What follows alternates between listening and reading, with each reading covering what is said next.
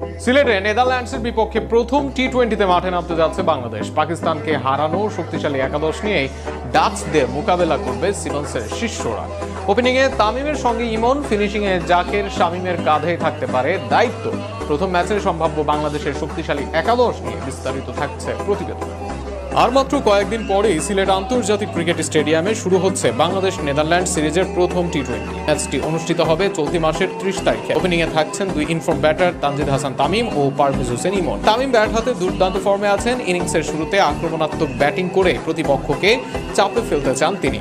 তার সঙ্গী ইমনও পাওয়ার প্লেতে লম্বা শট খেলার জন্য পরিচিত। ঝোড়ো ব্যাটিংয়ে দলের রান তোলার গতি বাড়ানোর দায়িত্ব থাকবে তার কাঁধে।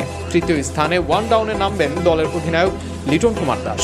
অধিনায়ক হিসেবে দায়িত্ব তার অনেক, তবে ব্যাট হাতে ইনিংস গড়ে তোলার কাজেও তাকে দলের ভরসা হতে হবে। চতুর্থ নম্বরে দেখা যাবে প্রতিশ্রুতিশীল তরুণ তাওহিদ হৃদয়কে, যিনি পরিণত ব্যাটিংয়ে ভর করে ইনিংস লম্বা করতে সক্ষম। 5 নম্বরে ফিনিশারের ভূমিকায় নামবেন শামীম হোসেন পাটোয়ারি। আক্রমণাত্মক ব্যাটিংয়ের জন্য পরিচিত তিনি।